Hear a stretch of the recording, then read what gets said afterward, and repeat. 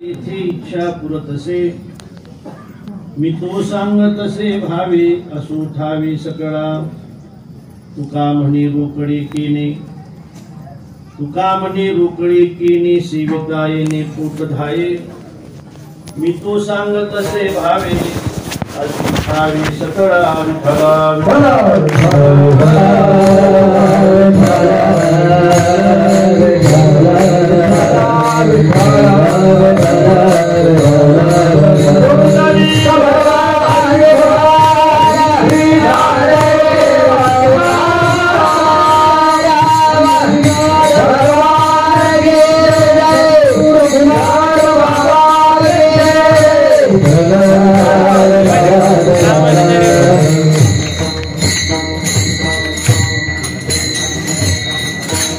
महायोग पीठे तटे भीमरथ्यां वरं पुंडरीकायला कुमुलिंद्रैः समागत्य तिष्ठन्तमानन्दकन्दं परब्रह्मलिङ्गं भजे पाण्डुरङ्गं पाण्डुरङ्गाकरो प्रथमं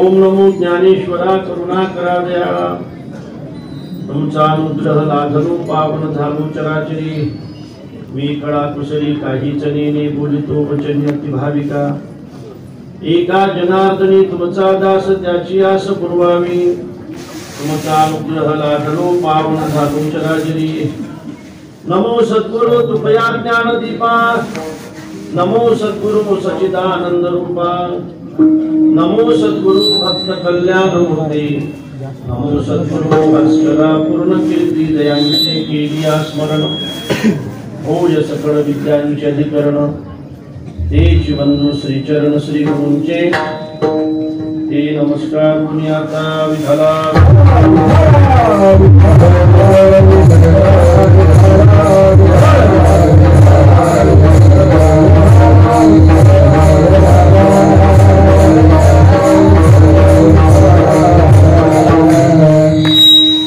देवते संत निमित्त त्या प्रतिमा विदो सांगत असे भावे असो ठावे सकळा माऊलींच्या या पावन भूमीमध्ये श्री संत रघुनाथ महाराज यांच्या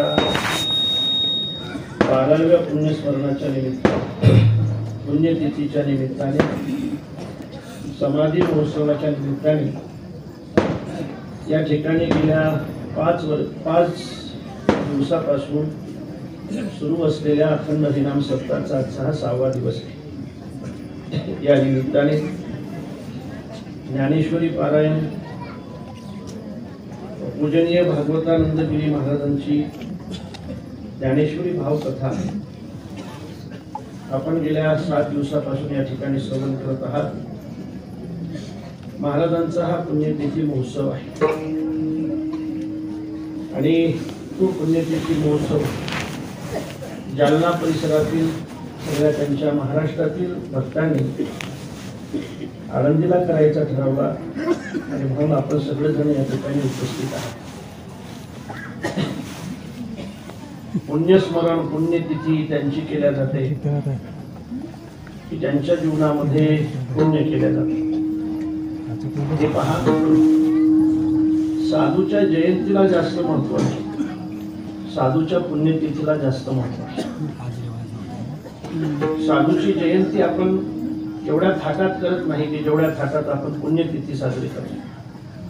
ज्ञानोबारायांचा समाधी सोहळा आपण साजरा करतो, जगद्गुरु तुकोबारायांची बीज आपण साजरी करतो, नाथ महाराजांची षष्ठी आपण साजरी करतो, मला असं वाटतं की हा त्यांचा जयंती काल नाही, ज्ञानोबारायांचा पुण्यतिथी समाधी सोहळा, समाधी सोहळा आहे तो आपण साजरा करतो.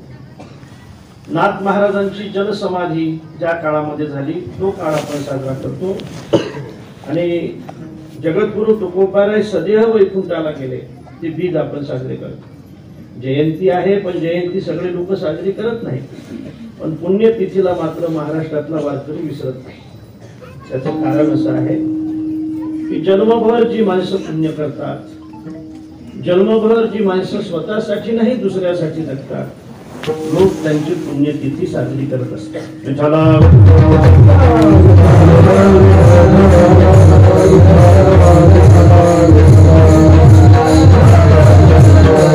हे त्यांचं स्मरण आहे. ज्ञानोबारायांचा समाधी सोहळा म्हणजे ज्ञानोबारायांचं स्मरण आहे. जगद्गुरु तुकोबारायांची बीज म्हणजे जगद्गुरु तुकोबारायांचं स्मरण आहे. त्यांनी जीवनामध्ये काय केलं त्याचं स्मरण म्हणजे बीज आहे. नाथ महाराजांनी आपल्या जीवनामध्ये काय केलं त्याचं स्मरण म्हणजे श्रेष्ठी आहे. बघा, काही गोष्टी जीवनामध्ये अशा असल्या पाहिजे की त्याचं लोकांनी स्मरण ठेवलं पाहिजे. कोणची गोष्ट स्मरणीय असू शकते जीवनामध्ये? मी असं म्हणेन की आपण जर एखाद्या माणसाशी व्यवहार करत असाल तर ती गोष्ट स्मरणीय नाही. आपण जर एखादी वस्तू मोबदल्यात एखाद्याला देत असाल तर ही गोष्ट स्मरणीय नाही. त्याचं काय स्मरण ठेवायचं? मी असं म्हणेन की तुम्ही जर शिल्लक असलेल्या लोकांना देत असाल तर ती स्मरणीय नाही. देत आहे, वर्गणी दिली, या मठाला वर्गणी दिली, या गोशाळेला दान केलंय, मला असं वाटतं की ही गोष्ट स्मरणीय नाही. आपण शिल्लक असलेलं देतो, जास्त असलेलं देतो, याचं काय स्मरण ठेवायचं? जास्त असलेलं देणं म्हणजे स्मरणात ठेवण्यासारखं नसतं. व्यवहार करणं हे सुद्धा स्मरण नसतं, लक्षात ठेवा. मोबदला फेडणं सुद्धा स्मरणामध्ये ठेवण्यासारखं नसतं. पण एक लक्षात ठेवा, ज्याने आपल्याला मदत केली त्याला आपण मदत करणं हे काही स्मरणीय नाही. पण ज्यांनी आपला विरोध केला त्याचाही आपण उद्धार करणं हे खरं स्मरणीय आहे. ज्यांनी आपल्याला जीवनभर त्रास दिला त्याचाही उद्धार करण्याची जबाबदारी आपण घेणं ही गोष्ट स्मरणीय आहे. ज्या वेसोबाने मुक्ताबाईच्या हातचं खापर फोडलं त्याच वेसोबाला मुक्ताबाईने नामदेव महाराजांचं गुरु बनवलं हे स्मरणीय आहे. एखादा येवन 108 वेळा अंगावर थुंकला त्याच येवनाला प्रसाद देऊन मुक्त केलं हे स्मरणीय आहे. त्या रामेश्वर भट्टाच्या सांगण्यावरूनच महाराजांना गावाच्या बाहेर त्या काळामध्ये काढून दिलं, तरी सुद्धा त्या रामेश्वर भट्टाला टाळकऱ्यांच्या लाईन मध्ये उभं केलं हे खरं स्मरणीय आहे. हे खरं स्मरणीय. कुणाला दान देणं हे स्मरणीय नाही. असलेलं देतो आपण, शिल्लक असलेलं देतो. विठाला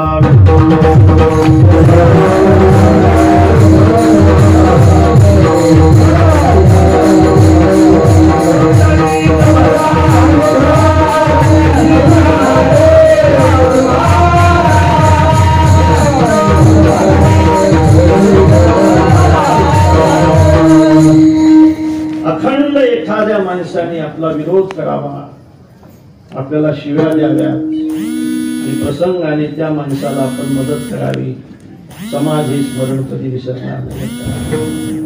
ह्या गोष्टी स्मरण मी सांगू, आज आपण त्यांचं स्मरण करतो. पूजनीय रघुनाथ महाराजांचं स्मरण आपण करतो याचं कारण असं आहे, महाराज एखाद्या वेळेला संपत्ती देणं ही गोष्ट सोपी आहे, एखाद्या वेळेला सत्ता देणं ही गोष्ट सुद्धा सोपी आहे, एखाद्या वेळेला जीव देणं ही गोष्ट सुद्धा सोपी आहे. पण तिन्ही भावांनी या सनातन धर्मासाठी संबंध आपलं जीवन देणं ही गोष्ट अत्यंत महत्त्वाची आहे. जीव देणं सुद्धा सोपं म्हणतोय मी, कारण जीव एकदाच द्यावा लागतो. जीव काही नेहमी द्यावा लागत नाही, जीव एकदाच द्यावा लागतो. पण जी माणसं समाजामध्ये, जी माणसं परमार्थासाठी संबंध जीवन देतात त्यांचा लोक ठाई जीव घेत असतात. तरी सुद्धा आपलं जीवन एका भावाने नाही, दोघांनी नाही, तिघांनी सुद्धा या संप्रदायासाठी, या परमार्थासाठी, या सनातन धर्मासाठी आपलं जीवन समर्पित केलं. अशा रघुनाथ महाराजांचा स्मरण आहे. विठाला विठाला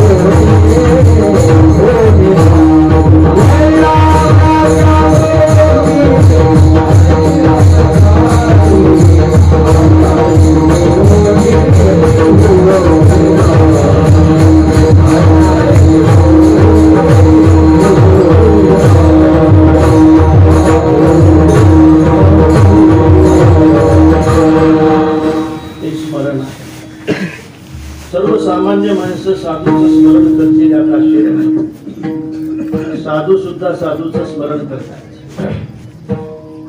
संत संतांचं स्मरण करतील. याहीपेक्षा भगवान सुद्धा गीतेमध्ये साधूचं स्मरण करतात. अर्जुनाला साधू बनवायचं आहे देवा, आणि साधू बनवायचं आहे म्हणून भगवान अर्जुनाला काही साधूची लक्षणं सांगताय.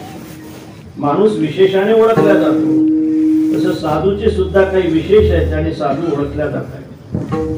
अर्जुनाला आपल्या कर्तव्यावर ध्यान करण्यासाठी प्रभू त्या ठिकाणी साधूची कथा सांगते. अर्जुना, ऐके जेथ वाचा विसवे ते साधू कथा. माझ्याही वाचेला विसावा मिळेल आणि तुलाही तुझ्या जबाबदारीचं दर्शन होईल अशी साधूची कथा मी तुला सांगणार. युद्धभूमीवर साधूची कथा सांगण्याचं काय गरज आहे? पण मला असं वाटते तो कर्तव्य परान्मुख झाला असेल, त्याला विन्मुख व्हावा काय नाही का, त्याला सन्मुख व्हावं असं वाटत असेल तर त्याने साधूची कथा ऐकली पाहिजे. ऐके जेथ वाचा विसवे ते साधू कथा. अर्जुना, गप्पा साधूचे आहेत तुझ्या, गप्पा साधूचे आहेत. मी असं करीन, मी तसं करेन, मी आळंदीला निघून जाईल नाही का, आळंदीला गेल्यानंतर तिथे 1-2 गुंठी विकत घेईल, तिथंच राहील, घरी येणार नाही. गप्पा साधूच्याच आहेत ना, येणार नाही, मी निघून जाईल. भिक्षा मागता भजी गुरुन हत्वा, गुरुची हत्या करून स्वजनम ही कथम हत्वा, असं करून ही गादी जर मला मिळत असेल, ही रक्ताने माखलेली गादी नको का देवा मला? लाज कशी वाटत नाही तुला? नाही माऊली, लाज कशी वाटत नाही? कर्म आणि करता पुढे पुरेची ना पाहता ऐसे मद तुझे श्री अनंता निश्चित जरी देवी माते श्री हरी म्हणसी पार्था संग्राम हे लाजसी ना गवारी करणे. अरे तुला लाज कशी वाटत नाही की मला माझ्या गुरुला मारायला लावतो, मला गुरुला तू बाण चालवायला लावतो. ज्याने मला बाण सोडायचं शिकवलं त्याच्यावर जर तुम्हाला बाण सोडायला सांगत असेल, त्या स्वजनाच्या बरोबर मी राहिलो, त्याला मारून जर तुम्हाला गादीवर बसण्याचं सांगत असेल तर आपण तर काही वेळा हे करणार नाही, आपण निघून जाऊ, भिक्षा मागू. मला असं वाटते हा गप्पा साधूचे आहेत. पण महाराज, देवाला माहित होतं साधू फक्त गप्पाने बनत नसतो, कथनीने साधू बनत नसतो. साधूची करणी महत्वाची. एखाद्या वेळेला कथनी नसली तरी चालेल, करणी असली तरी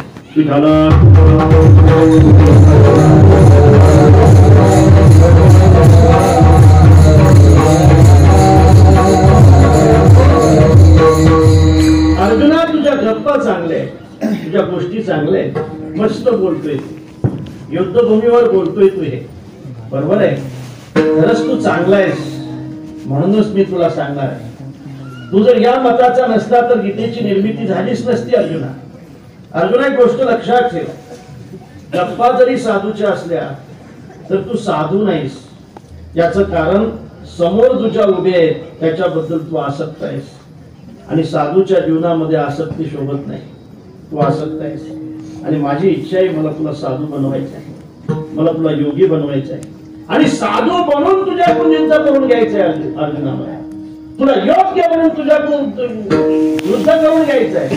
युद्ध केल्यानंतर सुद्धा तू साधू राहिला पाहिजे, म्हणून तुझ्याकडून मला हे सगळं करून घ्यायचं आहे, मला तुला साधू बनवायचं आहे. म्हणून काही साधूचे विशेष भगवान अर्जुनाच्या समोर मागतायत. अर्जुना, अनपेक्षा साधूच्या जीवनामध्ये कोणतीही अपेक्षा नसते. साधूच्या जीवनामध्ये अपेक्षा असेल तर ते स्वतःच्या उद्धाराची असते, आणि असेल तर समाजाच्या उद्धाराची अपेक्षा साधू करत असतात. स्वतःही तरलं पाहिजे आणि समाजालाही तारलं पाहिजे या अपेक्षेने साधू या ठिकाणी येत असतात. साधू अनपेक्षा, अपेक्षारहित त्यांचं जीवन असते. शुचिही दक्षः उदासीनः गतव्यतः सर्वारंभ परित्यागी यो मद्भक्त समे प्रियः. असे भक्त मला अत्यंत आवडतायत.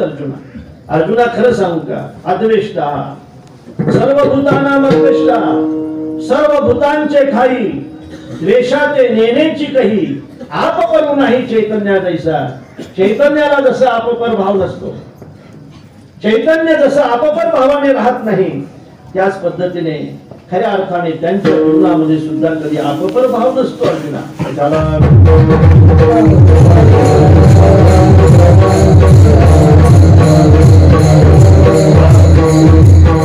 समाजामध्ये काही द्वेष करणाऱ्याचा द्वेष करणारी माणसं असतील, आपला नाही केला तर नाही करणारी माणसं असतील, असाही एखादा वर्ग समाजामध्ये आहे की आपला नाही केला तरी आपण त्याचा केला पाहिजे. याला अद्वेष्टाचे द्वेष्टे म्हणतात, अद्वेष्टाचे द्वेष्टे. समोरच्याने आपला द्वेष नाही केला तरी चालेल पण आपण केला पाहिजे. दुर्जन आहे. अकरुणत्व न कारण विग्रह परधने परयोषितीच स्पृहा स्वजन बंधू ईश्वस वैष्णुता प्रकृती सिद्ध विद विद्वात्मना. अरे द्वात्मना कशाला म्हणताय, दुर्जन कशाला म्हणताय? ज्याच्या अंतकरणामध्ये कोणाबद्दल कधीच करुणा नसते त्याला दुर्जन म्हणतायत. अकारण विग्रह, कारण नसताना जी लोक भांडणं करतायत त्याला सुद्धा दुर्जन म्हणताय. आपला द्वेष नाही केला तरी चालेल पण आपण त्याचा द्वेष केलाच पाहिजे असा पण घेऊनच येत आहेत बिचारे, ते दुर्जन असतात. म्हणून याला अद्वेष्ट्याचे द्वेष्टे म्हणतात. काही कारण नसताना माऊलीचा द्वेष करणारी माणसं त्या काळात आळंदीत होते. काही कारण नसताना नाथ महाराजांचा द्वेष करणारी माणसं त्या काळात पैठण मध्ये होते. काहीही कारण नसताना जगद्गुरु तुकोबारायांचा द्वेष करणारी माणसं त्या काळामध्ये देहूमध्ये होते. अकारण, काही कारण अकारण द्वेष करणारी मंडळी असते दादा. म्हणजे त्याच्यातच वेळ जास्त जातो माझा. विठाला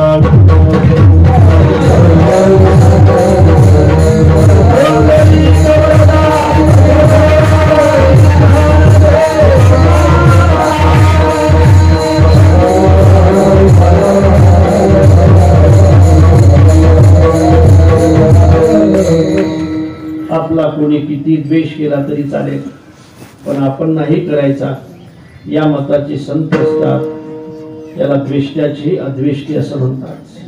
अद्वेष्टा सर्व भूतांना पाहले. संतांचे हे काही विशेष आहे. हे विशेष अर्जुनाला भगवान सांगतायत. पण अर्जुनाने विचारलं देवा संतांचा खरा विशेष सांगा की ज्या विशेषानंतर साधूच्या जीवनामध्ये दुसरा विशेष खरा नसेल. वास्तव विशेष सांगा, वास्तवता सांगा. नेमके साधू आहेत कोण, साधू कोण आहे, संत कोण असतात, वास्तव विशेष सांगत असताना भगवान अर्जुनाला म्हणतात अर्जुना खरं सांगू का साधू कोण आहे, साधूचा खरा परिचय काय. भगवान म्हणतायत ऐक अर्जुना सविस्तर वटत्व दैसे. पुढे बीज कणिके माझी असे आणि बीज कणू बसे वटी जेवी. ती वर्तत तिस्ती देही ते देहिना माझ्या ठाई मी तयाचे हृदयी समग्र असे. अर्जुना अरे वड फार मोठा असतो, त्याचे फळ लहान असतात. त्या फळामध्ये राहणारी बी त्याच्याही पेक्षा लहान असते. पण प्रत्येक बी मध्ये एक एक वड सामावलेला असतो. बी म्हणजे जसा वड आहे, वड म्हणजे जसं बी आहे. बरोबर आहे ना माझं? बी म्हणजेच वड आहे, वड म्हणजेच बी आहे. तसंच ऐक अर्जुना तेवी आम्हात या परस्परे बाहेर नामाचीच अंतरे. आतुनी अंतुवट वस्तू विचारे मी तेची ते देवते संत देवते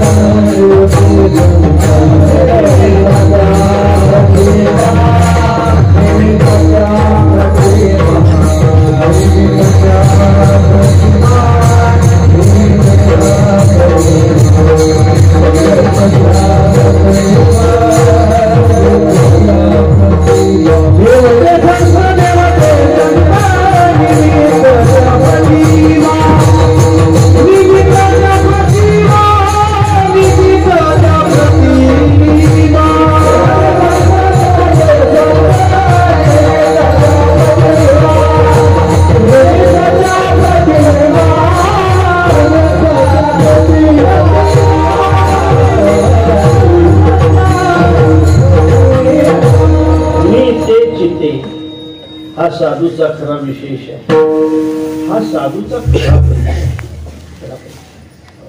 ज्ञानेश्वर महाराज कोण आहे? कोण आहे ज्ञानेश्वर महाराज? महाविष्णूचा अवतार,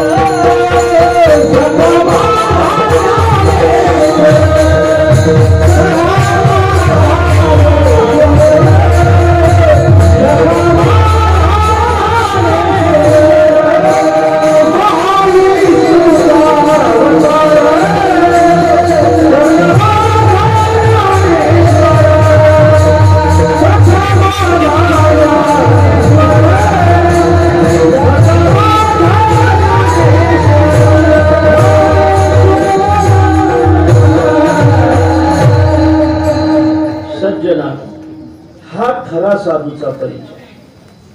संत कोण आहे? संत साक्षात देव. हा खरा साधूचा परिचय. हा परिचय ते लपवून ठेवा. कल्पित परिचय देत असताना ते वेगळा देतात, मी तो अनाथ अपराधी. पण वास्तव परिचय साधूचा हा आहे की संत साक्षात देव आहे. असं आहे. भेदाचाही विचार महाराज सांगतायत, अभेदाचाही विचार महाराज सांगतायत. पण जो भेदाचा विचार महाराज ज्या ज्या ठिकाणी सांगत असतील तो कल्पित आहे, पण अभेदाचा विचार ज्या ज्या ठिकाणी सांगत असतील तो वास्तव आहे. वास्तवाने विचार केला तर संत हे साक्षात देव आहे. आपण जाणकार श्रोते आहात. देवते संत, देवते संत निमित्त त्या प्रतिमा. बघा, त्याला काही मिळवणे असतात, काही पुरावा असतो. रामायणामध्ये असा एक प्रसंग येतो की ज्या वेळेला रामप्रभू वनवासामध्ये जातात, वनवासामध्ये गेल्यानंतर पंचवटीमध्ये जातात. पंचवटीमध्ये गेल्यानंतर त्या ठिकाणी रावण येतो. रावण जानकीला घेऊन जातो, आपल्याला सगळ्यांना माहिती आहे. रामायणातला एखादा प्रसंग नाही सांगितला मला रामायणाचार्य कोण म्हणतो?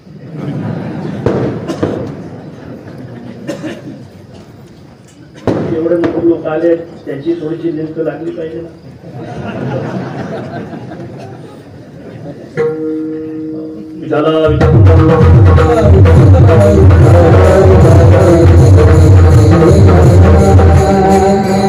रामप्रभूचा वनवास तुम्हाला माहित आहे. कशामुळे झाला तोही माहिती. आपल्या आई वडिलांचं वचन पूर्ण करण्यासाठी प्रभू 14 वर्ष वनवासात जातात. या ठिकाणी जे मुलं असतील त्यांनी ऐकलं पाहिजे. सापत्न्यांचं वचन पूर्ण करण्यासाठी जर प्रभू वनवासात जात असतील तर मला असं वाटते आपण सुद्धा आई वडिलांच्या वचनाचा विचार करणं महत्वाचं असेल. ऐकलं पाहिजे. टाळ्या वाजवणारे सगळे पाप आहेत. सांगा महाराज, रामायण कशासाठी ऐकलं पाहिजे? रामायणातलं बंधू प्रेम ऐकलं पाहिजे. रामायण मी नेहमी सांगेन, रामकथा ही मंदिरातली कथा नाही, रामकथा ही मंडपातली कथा नाही, रामकथा ही प्रत्येक घरातली कथा आहे. प्रत्येक घराला मंदिर बनवणारी कथा आहे. दुर्भाग्य आहे त्या रामकथेचं की ज्या रामकथेला मंडपात आणि मंदिरात यावं लागतं. ज्या वेळेला घरामध्ये महाभारत येतं ना त्यावेळेला रामायणाला घर सोडावं लागतं. असंच ना, घरामध्ये महाभारत येतं त्यावेळेला रामायणाला घर सोडावं लागतं. महाभारत केव्हा येतं? लग्नाच्या अगोदर रामायण असतं.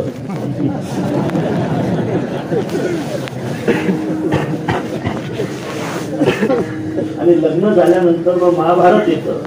मग रामायण बिचार चतुर्मासाला जात.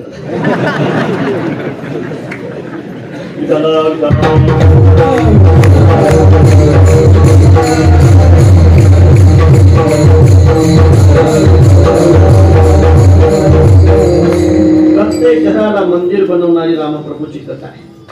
ही बंधू प्रेमाची कथा आहे. सगळ्यांनी ऐकली पाहिजे. भावाने भावावर किती प्रेम करावं रामकथेने सांगितलं आपल्याला. मला सगळे प्रसंग आपल्या पुढे मांडायचे. अभंगापुरता प्रसंग मी आपल्या पुढे मांडणार आहे. रामप्रभू वनवासामध्ये जातात, पंचवटीमध्ये येतात. रावण येतो, जानकीला घेऊन जातो. प्रभू जानकीचा शोध करत करत ऋषभ पर्वताजवळ येत आहे. आगे चले बहुरी रघुराया, ऋषमुख पर्वत नियर आया. पुढे चालतायत. हाय शीते हाय शीते हाय शीते करत चालतायत. पक्षाला, वृक्षाला, पशुला विचारतायत. ऋषमुख पर्वताच्या जवळ जातात. ऋषमुख पर्वतावर कोण राहतो? सुग्रीव राहतो. सुग्रीव का राहतो? भावाचं त्याचं भांडण झालं म्हणून राहतो. भावाचं त्याचं भांडण का झालं हे स्वतंत्र पाहून घ्या. ऋषमुख पर्वतावरच का राहतो? वाली त्या ठिकाणी येऊ शकत नाही म्हणून तो ऋषमुख पर्वतावर जातो आणि त्या ठिकाणी रामप्रभू आणि लखन. मोबाईल वाले शांत असं वाजवता का? इथं पकवाद आहे नाही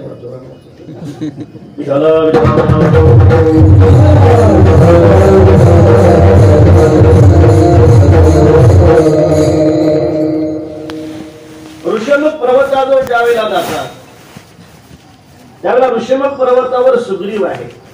एक लक्षात ठेवा माझ्या दादांनो, सुग्रीव सत्ता सोडतो, सुग्रीव संपत्ती सोडतो, पण सुग्रीव साधूला सोडतो. तह रह सचिव सहित सुग्रीवा. हनुमंतरायाला सोडत नाही.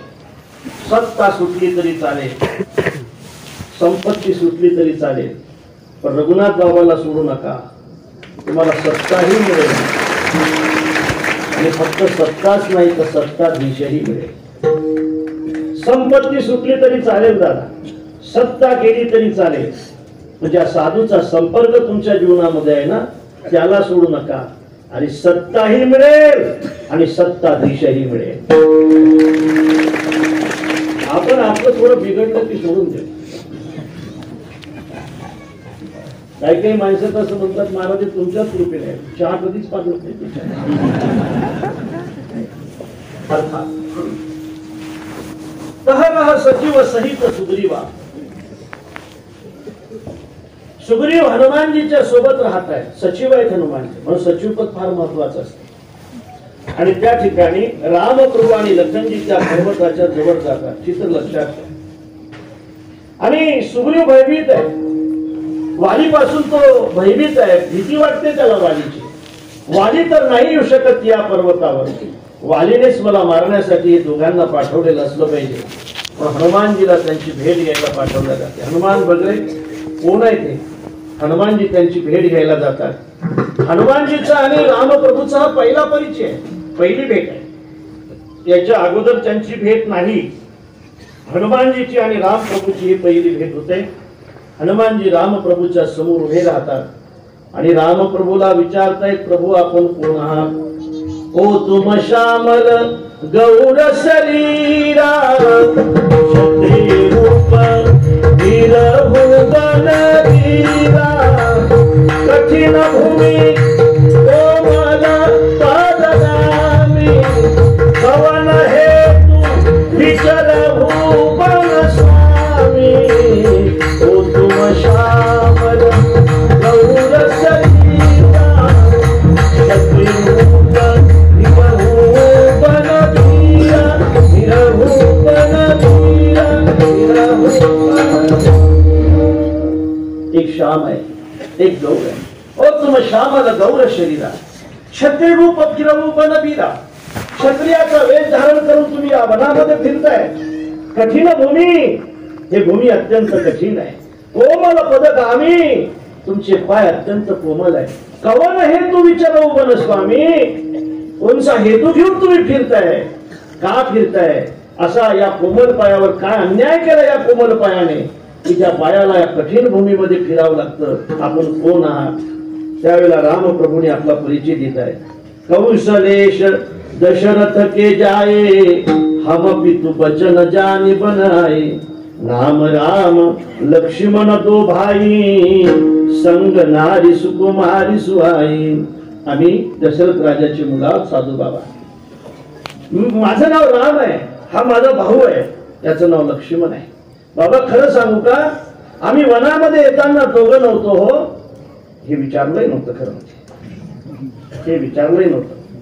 हे विचारलं होतं तरी सांगितलं, आम्ही येताना दोघं नव्हतो बाबा, आम्ही तिघं होतो.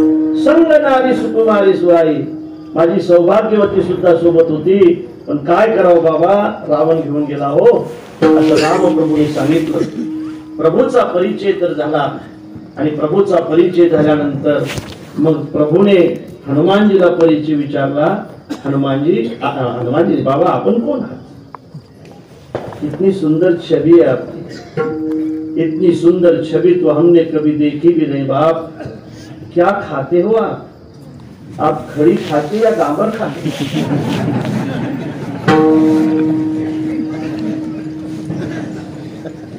किती सुंदर दिसतंय बाबा आपण, झाडाची पाले खायला नाही। अर्थात काय, कुठल्या आपण, कोण आहात आपण? हनुमानजीने आपल्या मालकाला ओळखलं आणि ओळखल्यानंतर माझ्या हनुमानजीने त्यांचा परिचय करून दिला, तो ऐकण्यासारखा आहे। माझा परिचय एक नाही प्रभू, माझे 3 परिचय आहेत। देह दृष्टीने विचारत असाल तर माझा परिचय वेगळा आहे, जीव दृष्टीने विचारत असाल तर माझा परिचय वेगळा आहे, आत्मदृष्टीने विचारत असाल तर माझा परिचय त्याहीपेक्षा वेगळा आहे। देह दृष्ट्या तू दासोह, या दृष्टीने जर परिचय विचारत असाल तर मी तुमचा दास आहे। जीव दृष्ट्या कदंशका, जीव दृष्टीने विचारत असाल तर मी तुमचा अंश आहे, आणि आत्मदृष्टीने विचारत असाल तर आत्मदृष्ट्या तमेवाहं, आत्मदृष्टीने तुम्ही आणि मी एक आहे। देवते संत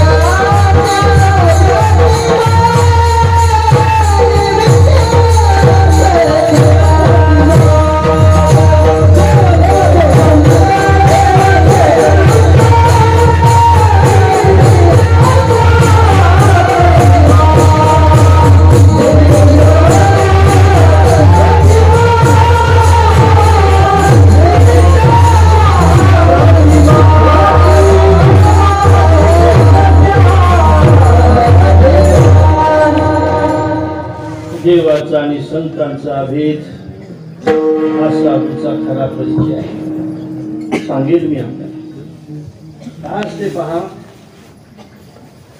लोखंडाची परीक्षा कोणी घेतलं, पण सोन्याची परीक्षा घेतल्याशिवाय लोक स्वीकारत नसतात। म्हणून कोणी जर परीक्षा घेत असेल तर त्याचा राग मानायचा नसतो। लोखंडाची परीक्षा तशी नाही घेतल्या जात। सोनाराकडे जा तुम्ही, सोनार त्याला तासून पाहतो, सोनार त्याला ठोकून पाहतो, सोनार त्याला तापून पाहतो, मग तो 100-90। आणि म्हणून मी सांगेन, तुम्हाला जर पेढे पाहिजे असतील ना तर त्याच्या अगोदर साखर असली पाहिजे। पेढे पाहिजे असतील तर त्याच्या अगोदर साखर असली पाहिजे। साखर पाहिजे असेल तर त्याच्या अगोदर ऊस असला पाहिजे, बरोबर आहे? साखर आणि पेढे जर पाहिजे असतील तर फक्त ऊस असून भागणार नाही, त्या ऊसाला कोणीतरी पिळणारा असला पाहिजे। ऊसाला जर पिळणाराच भेटला नाही तर रस कसा निघेल? रसच निघाला नाही तर साखर कशी बनेल?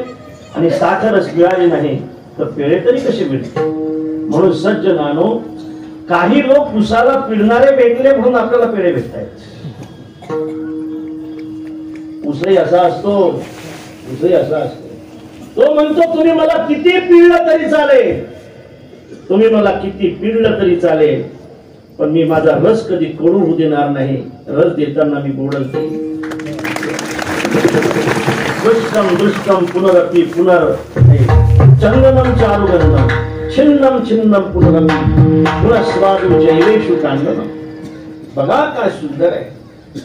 असं काही असतात बघा की त्याच्याबद्दलचा आपण विचारच नाही, तर स्वीकार सुद्धा केला पाहिजे। उसाला पिळल्याशिवाय पेढे भेटत नसतात, चंदनाला तोडल्याशिवाय सुगंध भेटत नसतो, सोन्याला तापवल्याशिवाय चकाकी भेटत नसते। किती तापवलं तरी चालेल, पण सोनं म्हणतंय की मी माझी चकाकी कमी होऊ देणार नाही। किती तोडलं तरी चालेल, तोरणाऱ्या कुऱ्हाडीचं सुद्धा मूग मी सुगंधित केल्याशिवाय राहणार नाही. किती पिळलं तरी चालेल, पण मी माझा रस कधी कडू देणार नाही. ही परीक्षा उसाची आहे, ही परीक्षा चंदनाची आहे, ही परीक्षा सोन्याची आहे. तशी साधूची सुद्धा परीक्षा आहे. फक्त परीक्षक योग्य भेटला पाहिजे. विठाला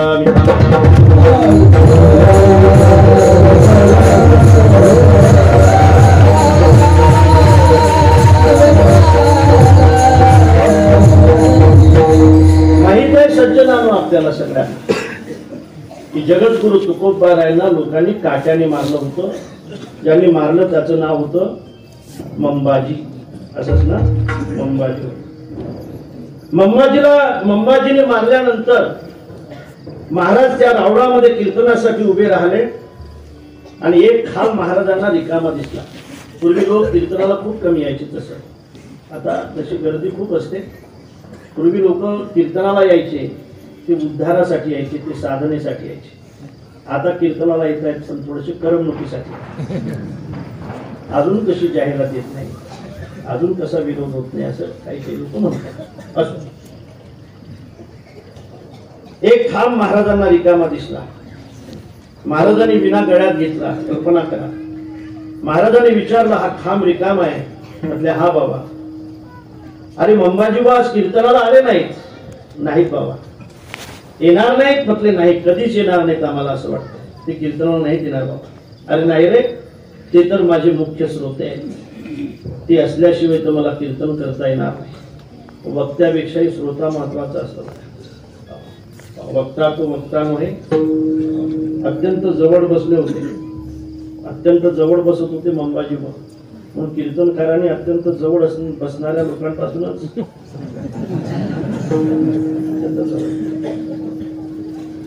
म्हणजे विनोद सोडा. आणि मंबाजीबा येत नाहीत म्हणून महाराजांनी तो विना तसाच टेकवला. महाराज मंबाजीबाच्या घरी गेले. मंबाजीबा पहुडलेले होते. मंबाजीबाच्या जोड जाऊन हात जोडून उभे राहिले. हे ऐकायचंय बरं का, हे करणं कठीण आहे. हे करणं कठीण, ते ऐकायचं. आणि हात जोडून उभे राहिले. मंबाजीबा, मला माहित आहे तुमचे हात दुखत असते, मंबाजीबा तुमचे पाय दुखत असते, म्हणून तुम्ही कीर्तनाला आला नाहीत ना. तुम्ही मारून मारून, खरं म्हणजे तुमचे हात दुखत असतील म्हणून तुम्ही आला नाही ना, म्हणून विश्रांती करताय ना. मंबाजीबा, माझी विनंती आहे तुम्हाला, तुम्ही कीर्तनाला आलं पाहिजे. हो. आणि ज्यावेळेला महाराज अशी विनंती करत होते त्यावेळेला मंबाजीबाला पश्चाताप झाला. मंबाजीबा म्हटले की महाराज, मारलंय मी तुम्हाला, विनाकारण मारले. तुमचा अधिकार जाणतोय महाराज मी, तरी सुद्धा मारलंय तुम्हाला. फक्त शिव्याच नाही, मी मारलंय महाराज तुम्हाला, तरी सुद्धा माझे पाय चपण्याची भाषा करताय महाराज तुम्ही. महाराज तुम्ही आहात कोण? हो ना. महाराज म्हटले की मंबाजीबा, खरं सांगू का, तुम्ही माझ्यावर अपकार केले नाहीत, तुम्ही माझ्यावर उपकार केले. असं काय बोलताय महाराज? हा, तुम्ही माझ्यावर उपकार केले. मंबाजीबा, मी एकांतामध्ये होतो त्यावेळेला माझी परीक्षा घेण्यासाठी कोणाला तरी पाठवलं आणि ते पाठवलं नसतं या प्रमाणाची निर्मिती झाली नसती की जाई होतो माती नकरी साया.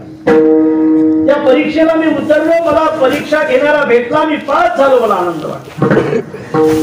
माझा संतू नावाचा मुलगा गेला, माझी सौभाग्य होती, अन्न करता गेली, तरी सुद्धा ती मला भगवत कृपा वाटली. मंबाजीबा, ते जर गेली नसती तर एखाद्या वेळेला मला प्रापंचिक आसक्ती सोडून गेली, हे मला कळालं नसतं. विठाला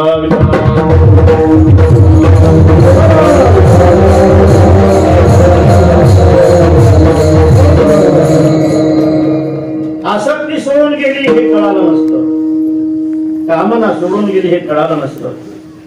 मला वाटत होतं की मला क्रोध सोडून गेला पाहिजे, पण क्रोध सोडून गेला हे कळण्यासाठी कोणीतरी परीक्षा घेणारा भेटणं महत्वाचं होतं. तुम्ही मला काट्याने मारलं आणि मला कळालं की आता आपल्याला क्रोधही सोडून गेला. बरवे केले देवराया, बरवे केले पाहुनिया अंतक्षणावरी, काठीने मारविले, नाही का, म्हणून तुम्ही माझ्यावर उपकार केले.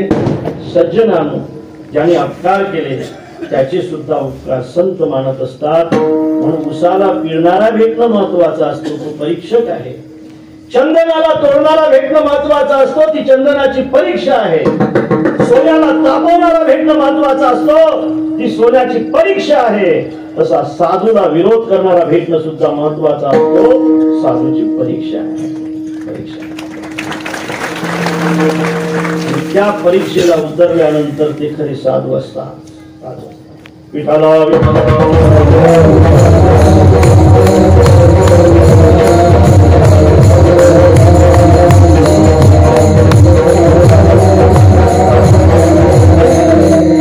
प्रमाण आहे ना, सोशी जगाची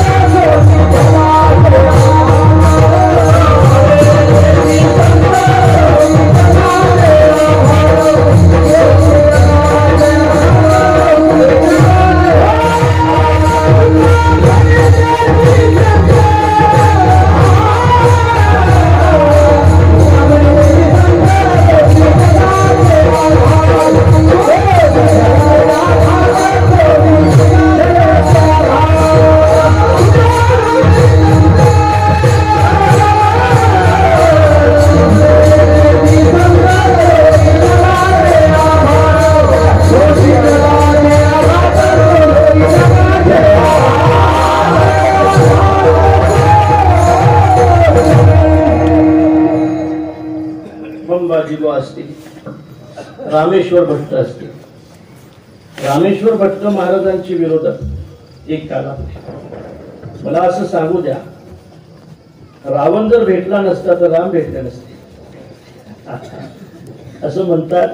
तो श्लोकच आहे की ज्या वेळेला रामप्रभूच्या भेटीसाठी भरतासोबत सगळे जात आहेत, ऐका, आणि रामप्रभूच्या भेटीसाठी जात असताना कुणी रथात आहे, कुणी डोलीत आहे, कुणी घोड्यावर आहे, कुणी पायी चालतंय, आणि सगळ्या माता सोबत आहेत, त्यासोबत कैकेयी सुद्धा आहे.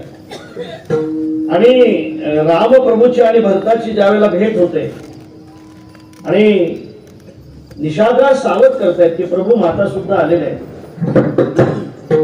त्यावेळेला प्रभू पाहतात तर सगळे लोक त्या ठिकाणी आलेले दिसतात. चित्र लक्षात घ्या. आणि असं वाटते सगळ्यांना की रामप्रभू अगोदर वशिष्ठाचं दर्शन घेतील, रामप्रभू अगोदर कौसल्याचं दर्शन घेतील, सुमित्रेचं घेतील. रामप्रभूचा स्वभाव अत्यंत सरळ आहे. रामप्रभू अगोदर कौसल्याचं, सुमित्रेचं किंवा वशिष्ठाचं दर्शन घेत नाही. प्रथम राम भेटी कैकेयी, अगोदर कैकेयीला भेटतायत. आणि म्हणून तर रामकथा जिवंत आहे ना, म्हणून तर रामकथा आपण ऐकतो ना. जिने वनवास दिला तिला माझी जननी म्हणणारी रामप्रभू आहेत, म्हणून कथा जिवंत आहे, लक्षात ठेवा. आणि बघा तुम्ही की ज्या वेळेला कैकेयी उभी आहे आणि रामप्रभू तिच्या भेटीला जात आहे, त्यावेळेला जवळ आल्यानंतर कैकेयी हाताने थांबवतोय, राघव येऊ नको माझ्याकडे, तू माझं दर्शन घेणार आहे, मला माहित आहे तुझा स्वभाव अत्यंत सरळ आहे, पश्चाताप झाला मला या सगळ्या गोष्टीचा, येऊ नको राघव माझ्याकडे, थांब तिथं, तू माझं दर्शन घ्यायला येतो ना राघव, तू जर माझं दर्शन घेतलं तर लोक तुझं दर्शन घेणार नाहीत राघव.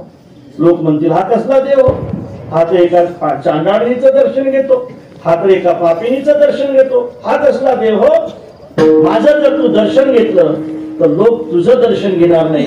पुढे ऐका, तू माझं दर्शन नाही घेतलं तरी चालेल राघव, पण लोकांनी तुझं दर्शन घ्यावं अशी माझी इच्छा आहे. राघवजी जवळ जात आहेत, राघवजी आपल्या चरणी, आपल्या आईच्या चरणी वनवा करतायत. मी सांगत असतो, एका बाजूने आवाज येतो, नाही दादा उनका दर्शन मत लो दादा, वो तो चांडाळनी है, वो तो सर्पिनी है, वो तो रघुकुल को डंक लगाने वाली काली सर्पिनी दादा, उनका दर्शन लेते हो आप? नहीं भरत, ये तो मेरी माँ है. नहीं दादा, ये तो किसी पापी की माँ हो सकती है, ये तो मेरी माँ है. माँ तो बेटे को आशीर्वाद देती है, इसने तो आपको 14 वर्ष का वनवास दिया है, कि आपकी माँ नहीं हो सकती दादा. नहीं, ये तर माझी जननी है. नहीं दादा, ये तो किसी पापी की जननी हो सकती है. ऐका दादा, आपण आई कोणालाही म्हणू शकतो, पण जननी तिलाच म्हणावं लागते की जिने जन्म दिला असेल. म्हणजे वृद्ध असेल ती आपली आई आहे म्हणू शकतो आपण. मा तिलाही सुद्धा खूप मा म्हणून का एखाद्या म्हातारीला तुम्हाला मायसारखं प्रेम दिल्याशिवाय राहणार नाही का. मा कोणालाही म्हणू शकतो आपण. जननी तिलाच म्हणावं लागते की जिने जन्म दिला असेल. ज्यावेळेला रामप्रभू कैकेयीला जननी म्हणतात ती माझी जननी आहे. भरतजी म्हणतात नाही तुमची जननी कौशल्य आहे. तुला समजत नाही भरता, रामाला जन्म देणारी जरी कौशल्य असली, रामाला जन्म देणारी जरी कौशल्य असली तरी सबंध रामायणाला जन्म देणारी कैकेयी म्हणून माझी जननी. तात स्नेहो भरत महिमा पौरुषम वायुसुतो सत्यम चापी प्रभगमन रूपते चापे सौमित्रो भक्ते सीता सत्वम निजभुज बलम वैरिना वैरी भाव एक सर्व तव चरणयो मातुरी व प्रसाद. माझ्या आईमुळे मला कळालं हे सगळं. आणि सज्जनानो विठाला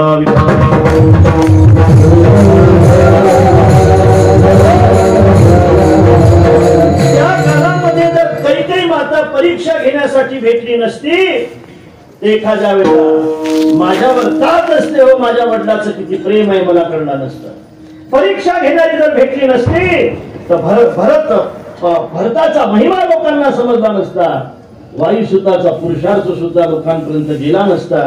हे सगळं माझ्या आईचे उपकार आहेत.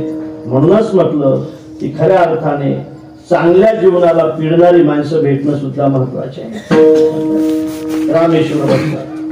रामेश्वर भट्टाच्या सांगण्यावरून महाराजांच्या सगळ्या वया सुखामध्ये बुडवल्या. महाराजांना गावाच्या बाहेर काढून दिलं. महाराजांची परीक्षा शेवटी परीक्षा पाहिली, अनेक परीक्षा पाहिल्या. त्या परीक्षेला महाराज उतरत होते. शेवटची परीक्षा पाहिली की महाराज आहेत कोण म्हटल्यानंतर मी सांगेल की खरं म्हणजे रामेश्वर भट्टाने आपल्या हातामध्ये तराजू घेतला. एका पारड्यामध्ये ब्रह्मदेवाला बसवलं, एका पारड्यामध्ये माझ्या जगद्गुरूला बसवलं, तरी सुद्धा जगद्गुरूचं पारडं हे खालीच होतं. एका पारड्यामध्ये इंद्राला बसवलं, एका पारड्यामध्ये जगद्गुरूला बसवलं, तरी सुद्धा जगद्गुरूचं पारडं खालीच होतं. खाली कोणचं पारडं राहतं? जे जड असेल तेच राहते ना. शेवटी एका पारड्यामध्ये साक्षात विष्णूला बसवलं, प्रभूला बसवलं. एका पारड्यामध्ये परीक्षेने जगद्गुरूला बसवलं. ज्या वेळेला काटा पाहला तो बरोबर मध्यभागी होता. दोन्ही पारडे समान होते आणि त्यावेळेला रामेश्वर भट्टाच्या तोंडून गार बाहेर पडले.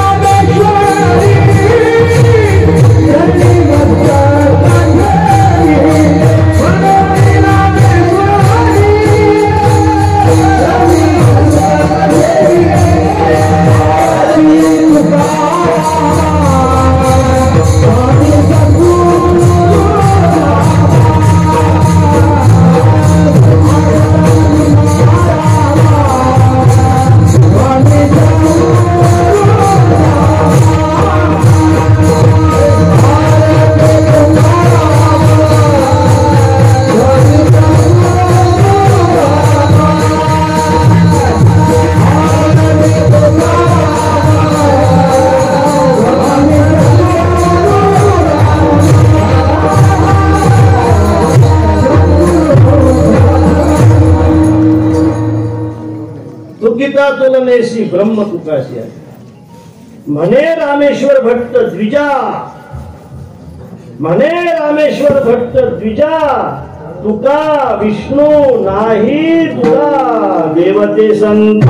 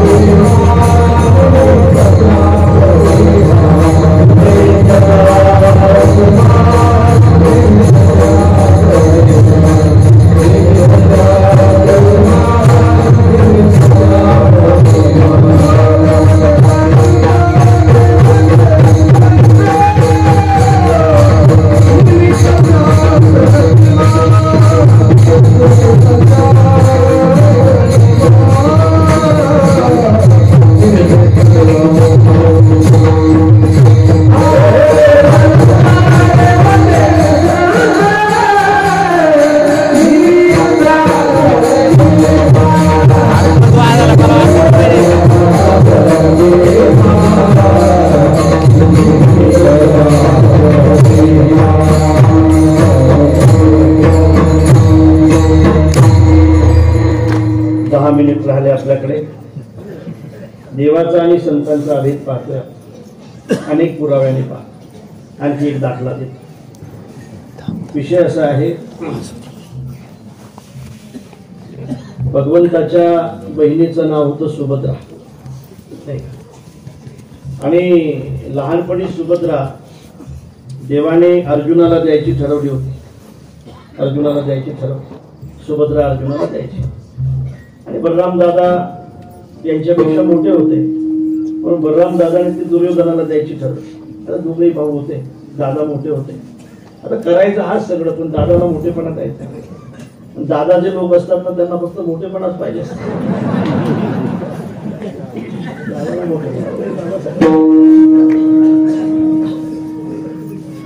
आता सगळ्या ठिकाणी दादा आहेत बघा. दादा करायचं सगळं, पण मोठेपणा दादाला द्यायचा. लहानपणी सुभद्रा अर्जुनाला द्यायची ठरवली होती. ती सुभद्रा आता दुर्योधनाला द्यायची ठरवल्यानंतर अर्जुनाने देवाची कान करायला सुरुवात केली की देवा, लहानपणी तू काय म्हटला होता. लहानपणचं हे सगळं लक्षात राहिलं त्याच्या. नंतरचे काय कोणचा अभंग झाला आहे काहीच लक्षात नाही 7 दिवसात. अर्थात लहानपणी तुम्हाला सांगितलं होतं की हे असं तुम्ही आता दुर्योधनाला द्यायची ठरवली, हे कसं वा, तू काय लबाड करतो, तुला तर देव म्हणतात, तुला शोभते काय लबाड वागणं असं तुमच्या घराला. नाही, तुमच्या घराला सगळं करतात लोक. मग हे कसं काय लबाड, हे सगळं आम्हाला द्यायची ठरवली होती, मग तुम्ही आता दुर्योधनाला द्यायची ठरवली. त्यावेळेला देवाने सांगितलं, अर्जुना हे सगळं होऊ शकते, तुला काही गोष्टी करावं लागते. म्हटले मग मी काही करायला तयार आहे सुभद्रेसाठी. एक काम कर, तुला जर सुभद्रा पाहिजे असेल तर तू संन्याशी हो. म्हटले वा रे वा. संन्याशी झाल्यानंतर सुभद्रा देणार. म्हटले हा नक्की देणार, संन्याशी हो. आमच्या गावाच्या बाहेर एक पडकं मंदिर आहे, तिथं थांब. अर्जुनाने संन्यासाचा वेश परिधान केला. संन्याशी हा असा त्याग दिसला पाहिजे. कोणी काय आणलं तर बाबा काय पैसे को चिते नाही देना है तो इसमें डालो असं दाखव. ऐकले का, आले की लगेच घेऊन टाकतील, असं करू नको. आणि घेतल्यानंतर तिथंच मापू नको.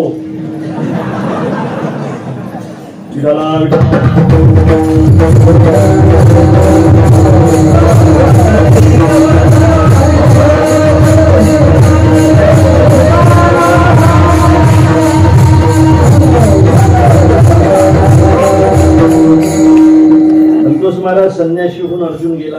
राजबिंडा होता, पोशाख भगवा आल्यानंतर आणखी तेजस्वी दिसत होता.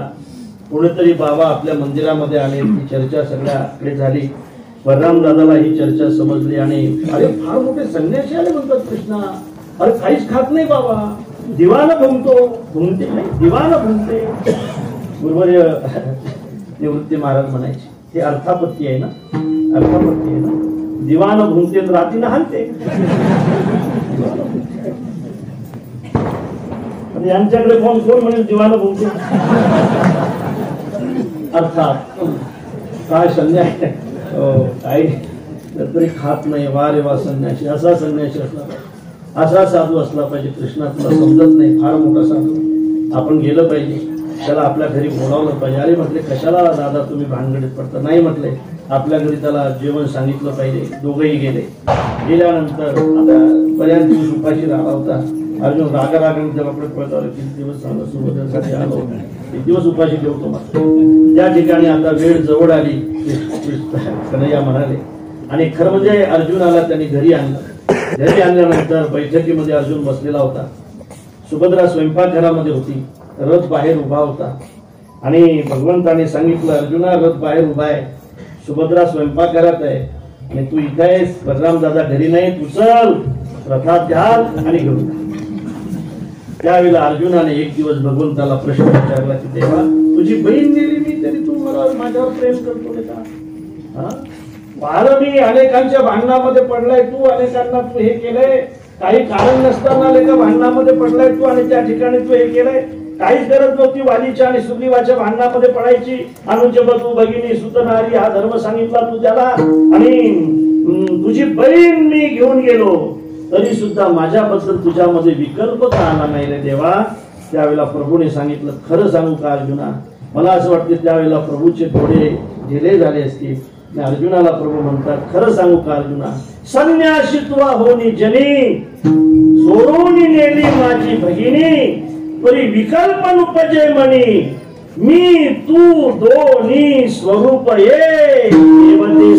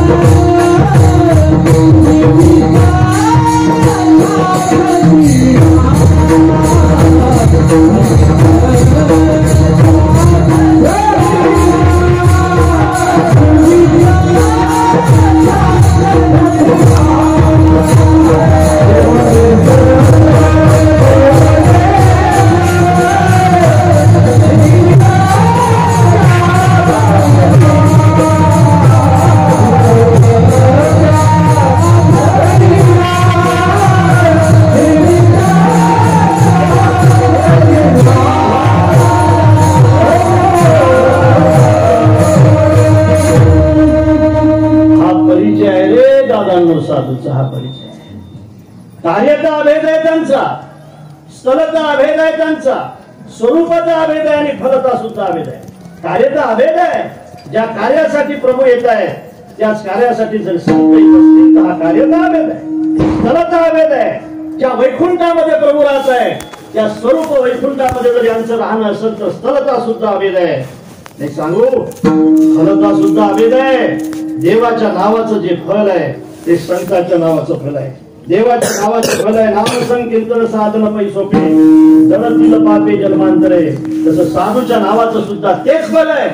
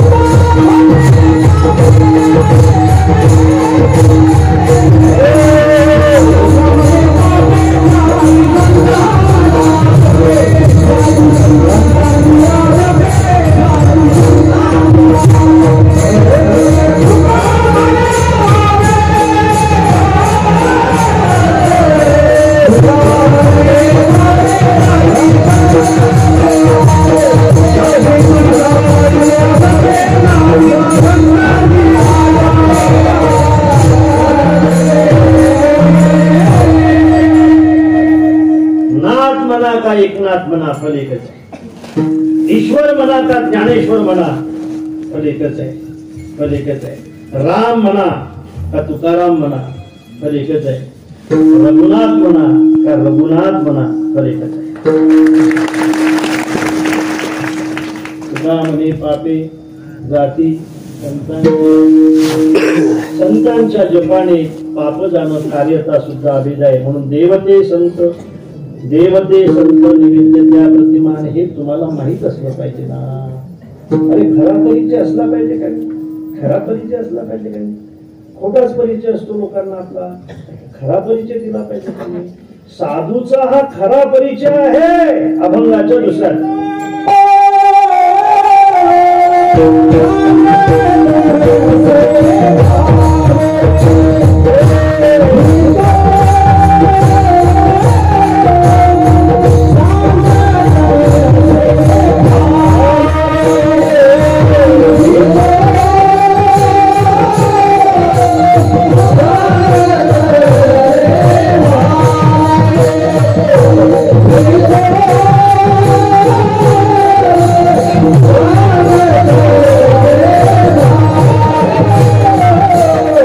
Yeah.